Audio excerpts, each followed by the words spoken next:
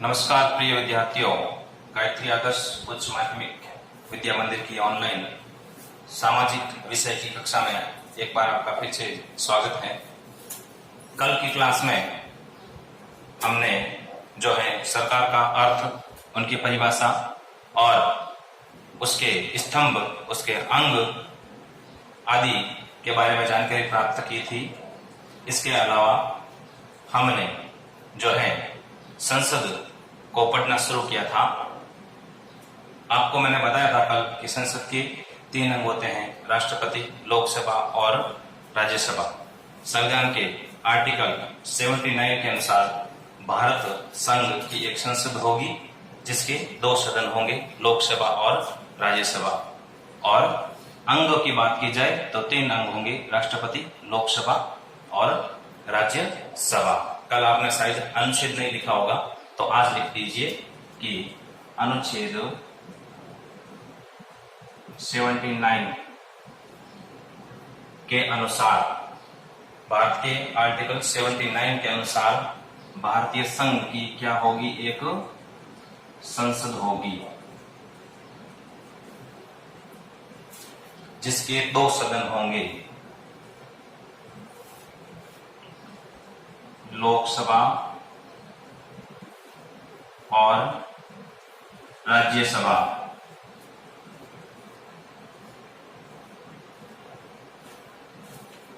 ये 79, ये 80 और ये 81, ये अनुच्छेद है तीनों की। आप याद कर सकते हो 79, 80, 81। संसद, राज्यसभा और लोकसभा।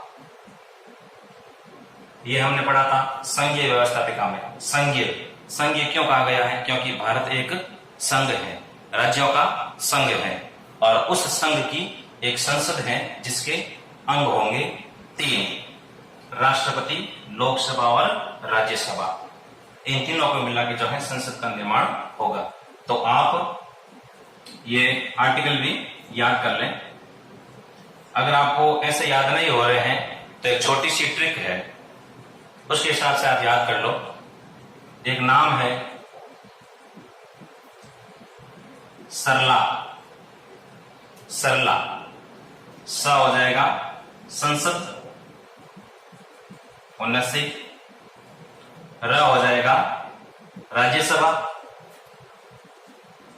80 और ला हो जाएगा लोकसभा 81, क्रमानुसार 79, 80, 81। ये ट्रिक है, इसके माध्यम से आपको संसद, लोकसभा और राज्यसभा के आर्टिकल पता चल जाएंगे।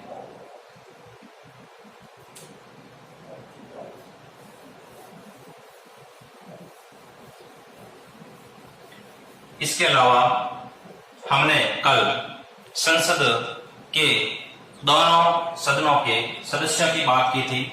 मैंने आपको बताया था कल कि लोकसभा की अधिकतम सीटें यानी सदस्य संख्या 552 हो सकती है। शुरुआत में जो है इनकी संख्या 500 थी, लेकिन मैंने आपको कल बताया था कि गोवा और दमन दीव पुनर्गठन अधिनियम 1987 के अनुसार जो है 552 जो है सदस्य संख्या लोकसभा की जो है निर्धारित की गई है। कब से? गोवा,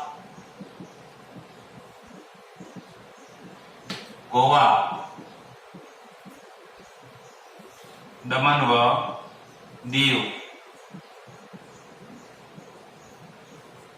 पुनर्गठन अधिनियम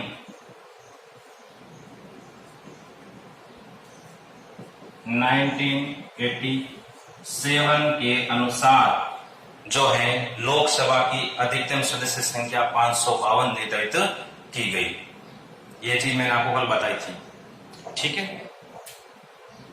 इसके अलावा हमने जो है राज्यसभा के सदस्यों की भी बात की थी, जिसकी सदस्य संख्या अधिकतम जो है 250 हो सकती है। और हमने जो है सीटों का विभाजन भी कल पढ़ लिया था कितने कहां से आते हैं, राज्यों से कितने आते हैं लोकसभा में, केंद्र शासित प्रदेशों से कितने आते हैं, और कितने सदस्यों को राष्ट्रपति जो है लोकसभा में मनोनीत करता है। हमने कल पढ़ा था कि 2 सदस्यों को जो एंग्लो इंडियन होंगे उनको जो है राष्ट्रपति लोकसभा में मनोनीत करेगा। इसके अलावा हमने पढ़ा था कि 530 राज्यों से आएंगे। 530 और 2 कितने हुए? 532। पीछे कितने बचे? मैंने आपको कल बताया था जो राज्यों से 530 में आएंगे, कल आपको बता दिया था। अब केंद्र शासित प्रदेशों से जो है कितने आएंगे? 20 सदस्य।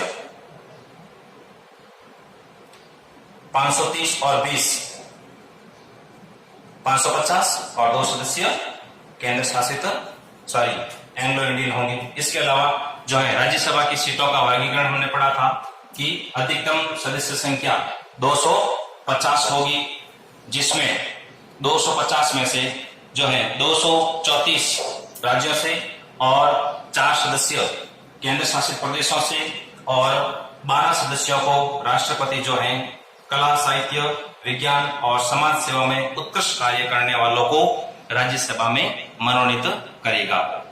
इतना हमने कल पढ़ लिया था, उससे आगे हम आज पढ़ेंगे।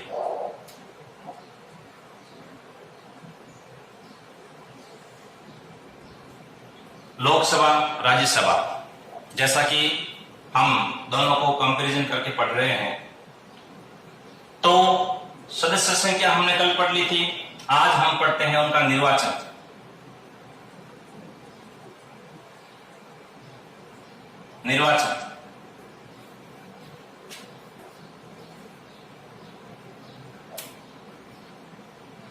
सबसे पहले लोकसभा, अधिकतम 552 सदस्य, याद रखना 530 राज्यों से। हमें यह भी पता होना चाहिए कि अगर 530 राज्यों से हैं तो हमारे राज्य से कितने सदस्य जो है लोकसभा में जाएंगे। तो आप याद रखना, राजस्थान में लोकसभा की सीटें कितनी हैं? 25। कितनी है? 25। राजस्थान से 25 सदस्य अलग अलग लोकसभा निर्वाचन क्षेत्रों से निर्वाचित होकर जो है लोकसभा के सदस्य चले जाते हैं, और राज्यसभा की सीटें राजस्थान में कितनी हैं? 10 सदस्य जो हैं राजस्थान से राज्यसभा में जाते हैं। अब हम पढ़ते हैं इनका निर्वाचन, इनका चुनाव किस प्रकार होता है।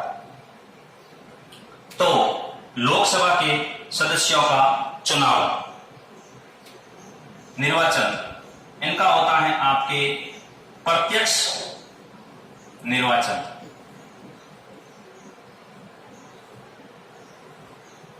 लोकसभा के सदस्यों का निर्वाचन प्रत्यक्ष, इसके विपरीत राज्यसभा के सदस्यों का निर्वाचन अप्रत्यक्ष रूप से होता है।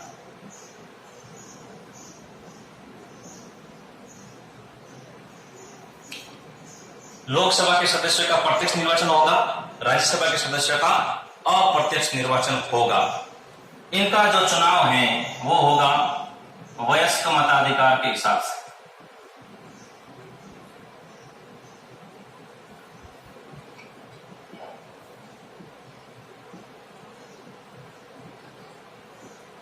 वयस्क मताधिकार का मतलब क्या होता है? हमारे भारत देश में 18 वर्ष की आयु जो पूर्ण कर चुका है और मतदाता सूची में उसका नाम जुड़ा हुआ है, तो वो जो है वयस्क है और वोट देने के लायक है, उसका वोट लगेगा। तो उसके हिसाब से जो है प्रत्यक्ष चुनाव जनता द्वारा किया जाता है, और राज्यसभा के सदस्यों का चुनाव अप्रत्यक्ष रूप से होता है, और इनका चुनाव इनकी तरह वयस्क मताधिकार के द्वारा नहीं होता है। जनता सीधे तौर पर जो है राज्यसभा के सदस्यों का चुनाव नहीं करती है। इनका चुनाव एक पद्धति से होता है, और उस पद्धति का नाम है एकल संक्रमणीय आनुपातिक मत पद्धति।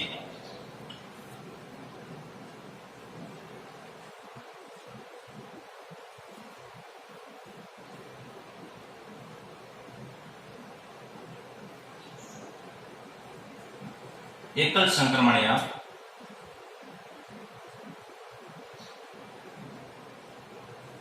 आनुपातिक मत प्रणाली, प्रणाली कहो पद्धति कहो एक ही बात है। एकल संक्रमण या आनुपातिक मत प्रणाली। आप सोच रहे होंगे, आपके दिमाग में यह प्रश्न उठ रहा होगा कि एकल संक्रमण या आनुपातिक पद्धति क्या है। तो इस पद्धति में सीधे आपको मैंने बताया कि सीधे जो है जनता सीधे तौर पे जो है वोट नहीं करती है। इसमें जो है राज्य के विधानमंडलों और जो केंद्र शासित प्रदेशों की विधानसभाओं के सदस्य, निर्वाचित सदस्य हैं, वो जो भाग लेते हैं और उनके जो है मतों का अनुपात निकाला जाता है, उसके हिसाब से जो है इनका चुनाव होता है। ठीक है, आप बस इतना ध्यान रखना है आपको कि राज्यसभा के सदस्यों का जो निर्वाचन होता है वो अप्रत्यक्ष रूप से होता है और एकल संक्रमणीय आनुपातिक मत प्रणाली के हिसाब से होता है। और लोकसभा के सदस्यों का चुनाव जो है प्रत्यक्ष होता है और वयस्क मताधिकार के हिसाब से होता है। आगे चुनाव हो गया। चुनाव के बाद हम बात करते हैं योग्यता की। योग्यता की बात तो पहले होनी चाहिए थी, क्योंकि योग्यता पहले परखेंगे तभी तो बाद में चुनाव होगा। कोई बात नहीं, योग्यता हम आप पढ़ लेंगे हैं। योग्यता,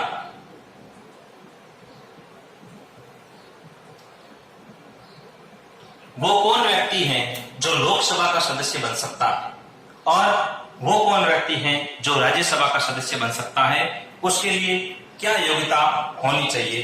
तो सर्वप्रथम तो पहली योग्यता जो सभी पदों के लिए अनिवार्य है और वह है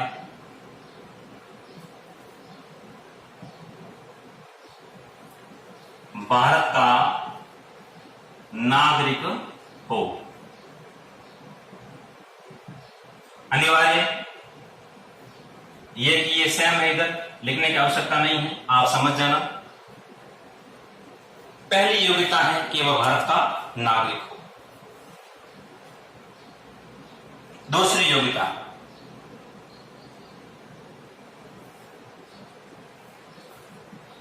आयु 25 वर्ष या उससे अधिक। ये न्यूनतम आयु है, न्यूनतम आयु है। न्यूनतम आयु 25 वर्ष होना अनिवार्य है।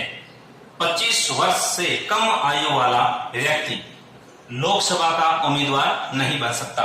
25 वर्ष या उससे अधिक भी हो सकती है। इस योग्यता में आपके यहां थोड़ा सा अंतर आएगा। जिस प्रकार लोकसभा के उम्मीदवार के लिए 25 वर्ष या उससे अधिक आयु होना अनिवार्य है, उसी प्रकार राज्यसभा के सदस्य के लिए न्यूनतम आयु 30 वर्ष, न्यूनतम 30 वर्ष या उससे अधिक।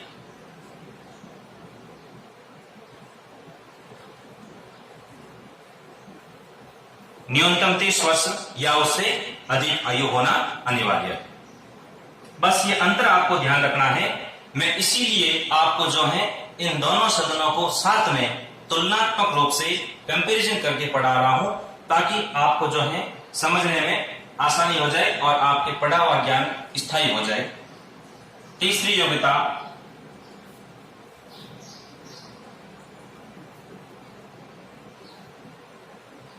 किसी लाभ के पद पर ना हो,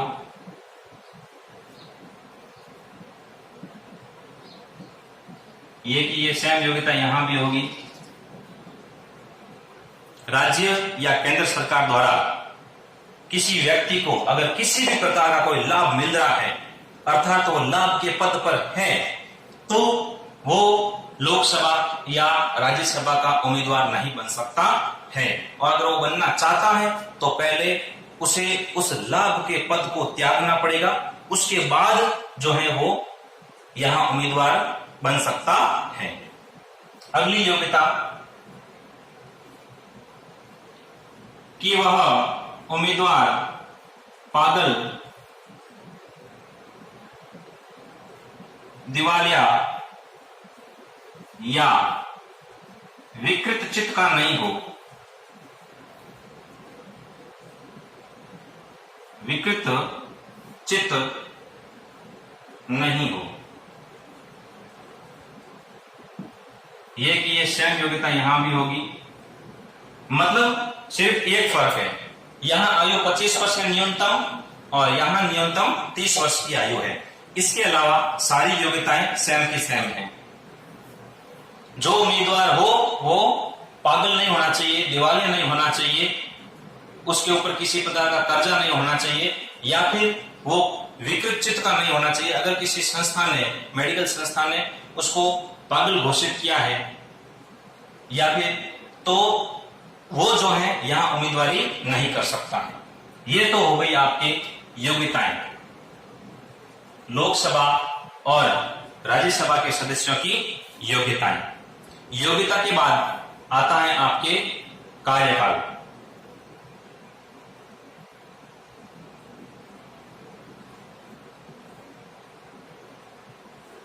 कार्यकाल कितना होगा?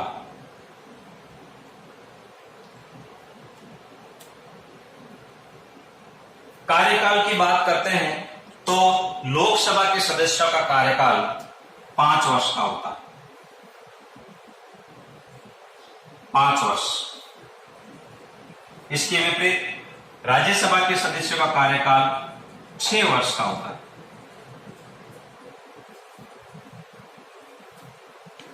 लोकसभा के सदस्यों का कार्यकाल 5 वर्ष और राज्यसभा के सदस्यों का कार्यकाल 6 वर्ष का।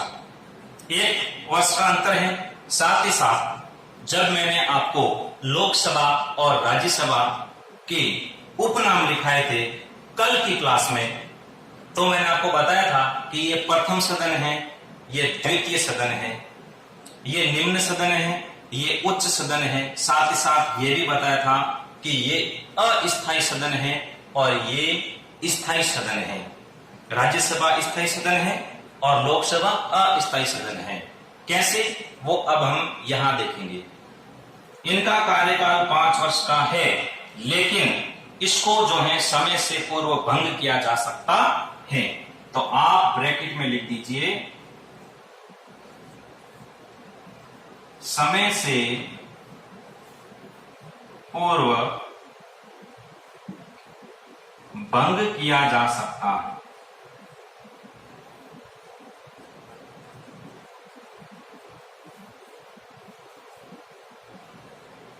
समय से पूर्व भंग किया जा सकता है। वो क्यों? क्योंकि हमने पूर्व में पढ़ा था कि लोकसभा एक अस्थायी सदन है। लोकसभा में जो है विश्वास मत हासिल नहीं होने पर या फिर अविश्वास प्रस्ताव पास होने पर ऐसी परिस्थितियों में जो है सरकार गिर जाती है और लोकसभा भंग हो जाती है। इसलिए जब तक समय से पूर्व अगर भंग नहीं हो तो सदस्यों का कार्यकाल पूरा 5 वर्ष रहेगा आगामी चुनाव तक। और अगर समय से पूर्व लोकसभा भंग हो गई, सरकार गिर गई, तो वहीं से जो है सदस्यों का कार्यकाल समाप्त हो जाता है। अब आते हैं हम राज्यसभा की ओर। तो राज्यसभा के सदस्यों का कार्यकाल 6 वर्ष का होता है। अब हमने राज्यसभा में पढ़ा था कि ये एक स्थायी सदन है, इसको जो है समय से पूर्व भंग नहीं किया जा सकता। तो इधर आप लिख दीजिए,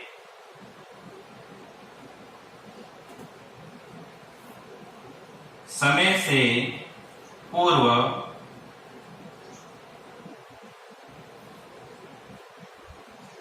भंग नहीं किया जा सकता है। समय से पूर्व भंग नहीं किया जा सकता है क्योंकि ये स्थायी सदन है। अब 6 वर्ष, आप सोच रहे होंगे कि सर इनका कार्यकाल 6 वर्ष का है, तो फिर ये 6 वर्ष का सेटलमेंट कैसे होता होगा? तो इसमें आप एक बात और लिखिए कि राज्यसभा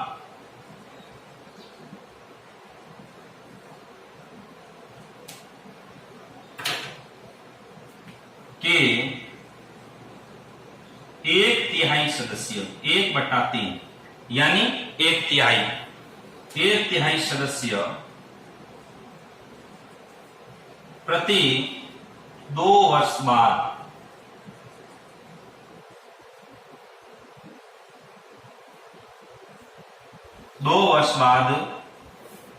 सेवानिवृत्त हो जाते हैं।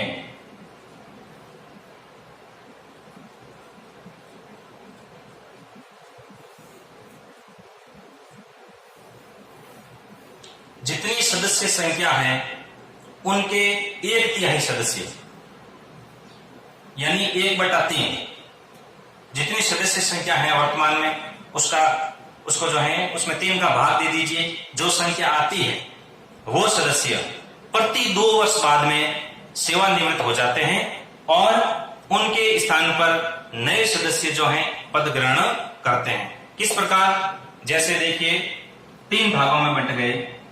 2 वर्ष, 2 वर्ष यानी 6 वर्ष का कार्यकाल है, तो 2 वर्ष, 2 वर्ष और 2 वर्ष, 2 और 2 4 और 2 6। हमने सदस्यों को 3 भागों में बांट दिया। इधर हो गया 1/3, इधर भी हो गया 1/3 और इधर भी हो गया 1/3। तो इन्होंने जब सबसे पहले पद ग्रहण किया, इन्होंने इसके बाद में किया और इन्होंने सबसे अंत में किया, तो 2 वर्ष के बाद यहां जो सदस्य हैं ये क्या हो जाएंगे? सेवानिवृत्त हो जाएंगे और इनके स्थान पर ये सदस्य आ जाएंगे और इनके स्थान पर ये सदस्य आ जाएंगे। अब ये स्थान खाली हो जाएगा, 1/3 स्थान खाली हो जाएगा, तो यहां पर जो है नए सदस्य आएंगे। यहां पर जो है नए 1/3 सदस्य पद ग्रहण करेंगे। तो हमने इसके अनुसार क्या समझा कि राज्यसभा के 1/3 सदस्य प्रति 2 वर्ष बाद में सेवानिवृत्त हो जाते हैं और उसके स्थान पर नए सदस्य जो है पद ग्रहण करते हैं। मैंने आपको यहां समझा दिया।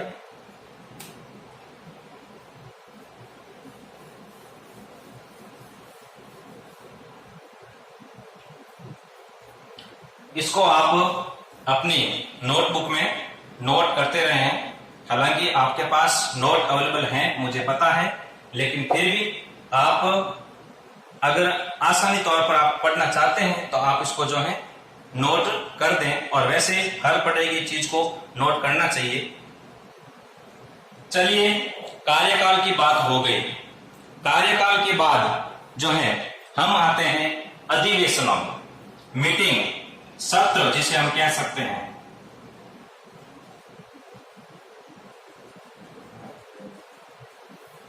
अधिवेशन, लोकसभा और राज्यसभा के अधिवेशन यानी सत्र कौन बुलाते हैं? राष्ट्रपति बुलाते हैं, और राष्ट्रपति ही उनका अवसान करते हैं, उनको समाप्त करना। सत्र बुलाना और समाप्त करना ये सारे कार्य किसके होते हैं? राष्ट्रपति के ही होते हैं। ये मैं दोनों की बात साथ में बता रहा हूं। आप लिख दीजिए लोकसभा एवं राज्यसभा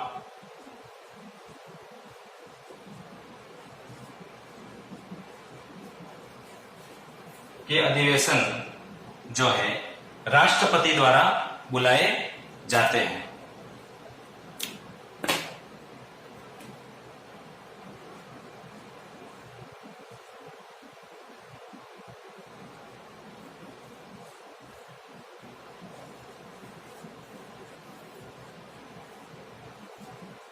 राष्ट्रपति बुलाता है और उनका अवसान भी राष्ट्रपति ही करता है। लेकिन एक शर्त है कि 2 सत्रों के मध्य या 2 अधिवेशनों के मध्य जो है 6 माह से अधिक समय नहीं होना चाहिए। 6 माह से पहले दूसरा सत्र बुलाना यानी दूसरा अधिवेशन बुलाना जरूरी है। तो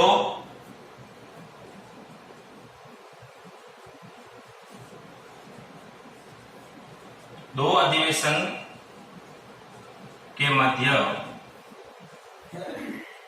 6 माह से अधिक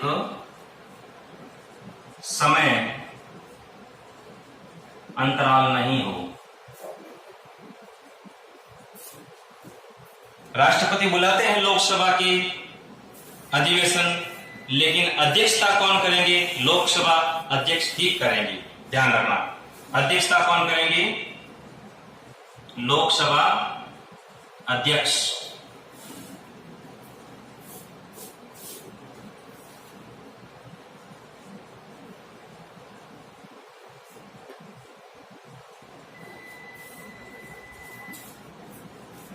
अधिवेशनों की अध्यक्षता लोकसभा अध्यक्ष द्वारा की जाती है, लेकिन बुलाए राष्ट्रपति द्वारा जाते हैं और 6 माह से अधिक जो है समय अंतराल नहीं होना चाहिए। अब ये अध्यक्ष कौन है, उपाध्यक्ष कौन है, ये क्या है, इसके बारे में पढ़ते हैं। पदाधिकारियों के बारे में, लोकसभा और राज्यसभा के पदाधिकारियों के बारे में पढ़ेंगे। आप इसको नोट कर लीजिए।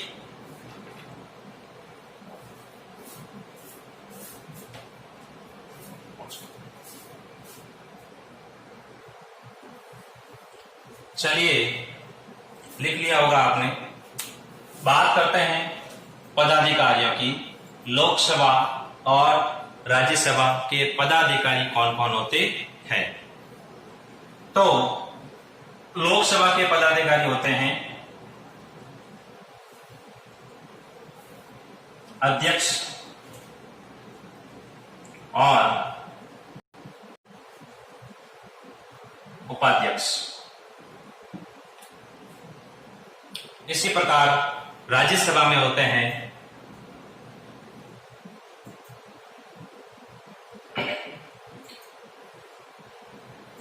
सभापति और उपसभापति।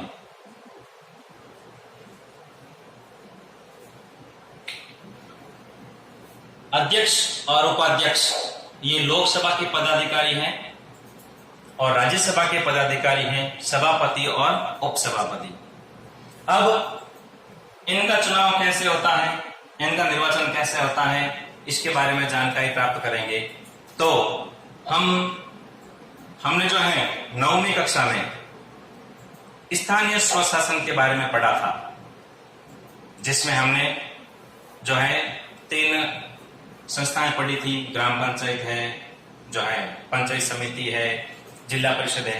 उसमें हमने क्या पढ़ा था कि जिस प्रकार पंचायत समिति के सदस्य मिलकर अपने में से किसी एक को प्रधान नियुक्त करते हैं और एक को उप प्रधान बनाते हैं, उसी प्रकार लोकसभा की पहली मीटिंग में, पहली बैठक में लोकसभा के सदस्य जो है अपने में से साधारण बहुमत से जो है एक को अध्यक्ष चुनते हैं और एक को उपाध्यक्ष चुनते हैं। तो आप लिख लीजिए,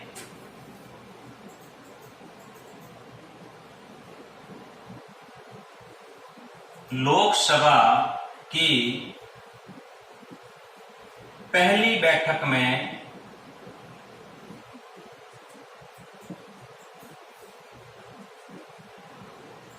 सदस्यों द्वारा साधारण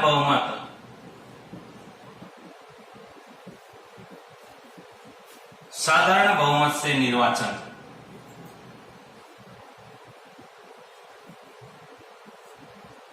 किसका? अध्यक्ष और उपाध्यक्ष का। लोकसभा अध्यक्ष और लोकसभा उपाध्यक्ष को लोकसभा के सदस्यों द्वारा ही लोकसभा की पहली बैठक में ही अपने साधारण बहुमत से जो है इनका चुनाव कर लिया जाता है। साधारण बहुमत का मतलब होता है कि आधे से ज्यादा सदस्यों का मत होना। जब आधे से ज्यादा सदस्य एक मत हो जाते हैं कि भाई इस व्यक्ति को अध्यक्ष के रूप में चुनना है, तब उनका मत मानकर जो है उसको चुन लिया जाता है। इसी प्रकार अब जिस प्रकार लोकसभा के अध्यक्ष और उपाध्यक्ष को साधारण बहुमत से चुना जाता है, उसी प्रकार राज्यसभा के जो पदाधिकारी हैं, सभापति और उपसभापति, आप सोच रहे होंगे कि इनको भी जो है साधारण बहुमत से चुना जाता है। बिल्कुल सही है, चुना जाता है, लेकिन राज्यसभा में साधारण बहुमत से सिर्फ एक व्यक्ति को चुना जाता है और वो है उपसभापति। तो हम पहले उपसभापति का लिखते हैं। उपसभापति, उपसभापति को जो है राज्यसभा सदस्य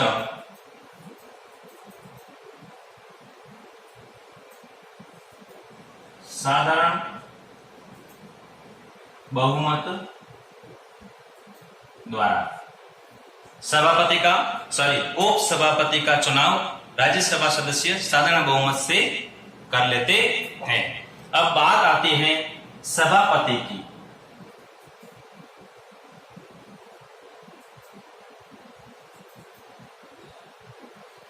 उपसभापति को तो राज्यसभा के सदस्यों ने चुन लिया, अब सभापति को कौन चुनेगा, कौन होगा सभापति? तो ये बात आपको बिल्कुल हाईलाइट करके लिखनी है और मुख्य तौर पे याद रखनी है, आवश्यक है, जरूरी है कि सभापति कौन होगा? जो हमारे देश का उपराष्ट्रपति होगा वही राज्यसभा का पदेन सभापति होगा। राष्ट्र का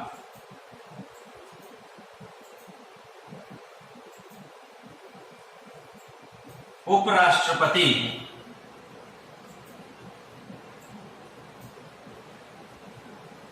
राज्यसभा का पदेन सभापति होता है।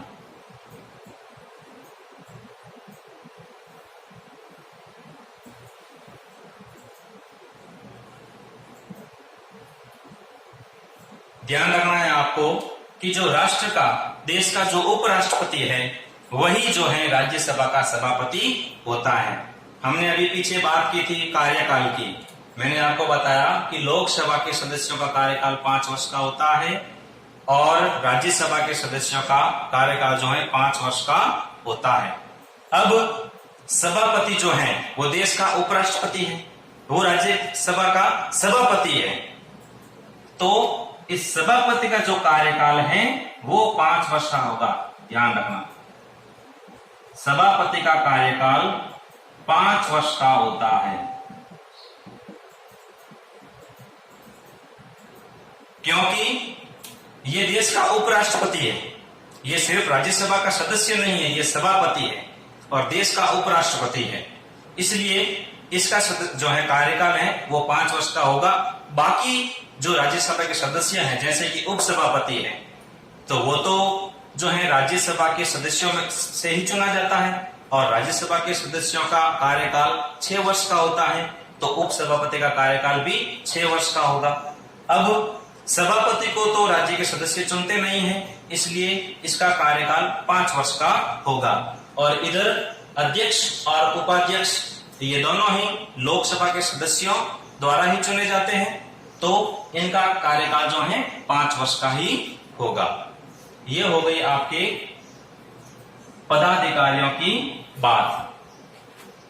अब हम बात कर लेते हैं, नैतिक तौर पे हमें पता होना चाहिए कि जो है अपने लोकसभा के प्रथम अध्यक्ष कौन थे।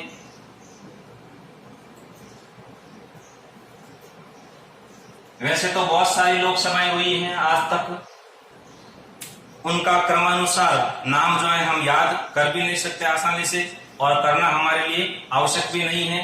कम से कम हमें सबसे पहले अध्यक्ष कौन थे और अभी वर्तमान में कौन है, ये 2 चीजें अपन को याद रखनी है। तो लोकसभा के प्रथम अध्यक्ष थे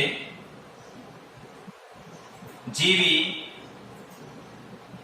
महावलंकर, पूरा नाम लिख दीजिए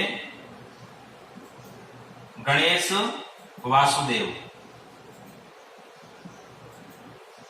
गणेश वासुदेव महावलंकर। ये लोकसभा के प्रथम अध्यक्ष थे।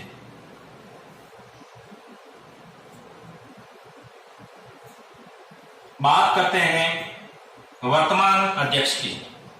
तो वर्तमान समय में लोकसभा के अध्यक्ष हैं ओम बिरला। ये हमारे राजस्थान के कोटा से बिलोंग करते हैं। ये हमारे लिए सौभाग्य की बात है। ये राजस्थान से बिलोंग करते हैं, कोटा राज्य के हैं ओम बिरला, जो वर्तमान में लोकसभा के अध्यक्ष हैं। राज्यसभा के अध्यक्ष की बात कर लेते हैं। सभापति की, प्रथम सभापति और वर्तमान सभापति।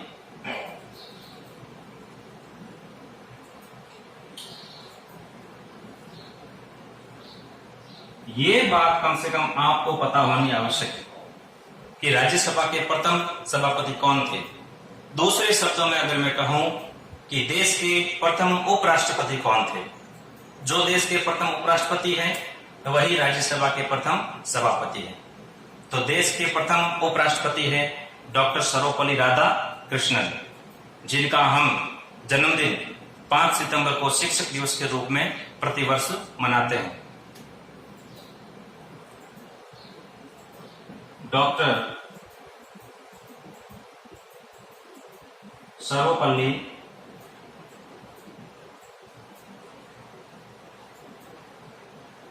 राधाकृष्णन, ये जो हैं राज्यसभा के प्रथम सभापति हैं।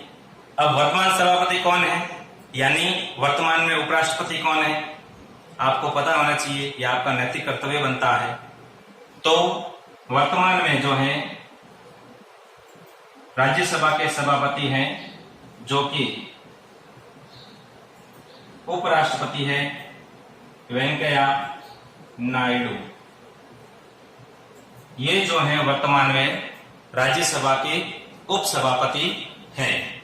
तो हमने क्या समझा अध्यक्ष पदाधिकारियों के बारे में कि लोकसभा के पदाधिकारी अध्यक्ष और उपाध्यक्ष, राज्यसभा के पदाधिकारी सभापति और उपसभापति, लोकसभा के पदाधिकारियों को यानी अध्यक्ष और उपाध्यक्ष को लोकसभा के सदस्यों द्वारा ही पहली बैठक में ही साधारण बहुमत से चुना जाता है। और एक बात इसके साथ साथ आपको और याद रखनी है कि इनको साधारण बहुमत से चुना जाता है तो साधारण बहुमत से वापस हटाया भी जा सकता है, लेकिन एक शर्त होगी कि इनको हटाने से पूर्व 14 दिन पूर्व जो है इनको नोटिस दिया जाएगा। उसके बाद में जो है साधारण बहुमत द्वारा इनको वापस हटाया जा सकता है। इसके द्वारा सदस्यों द्वारा ही, क्योंकि सदस्य जो है साधारण बहुमत से निर्वाचन करते हैं और वापस साधारण बहुमत से ही इनको हटा सकते हैं। बस शर्त एक रहेगी हटाने की, हटाना साधारण बहुमत से हटाएंगे, लेकिन एक शर्त रहेगी कि 14 दिन पूर्व नोटिस दिया जाएगा। 14 दिन पूर्व नोटिस देकर जो है साधारण बहुमत से हटाया जा सकता है।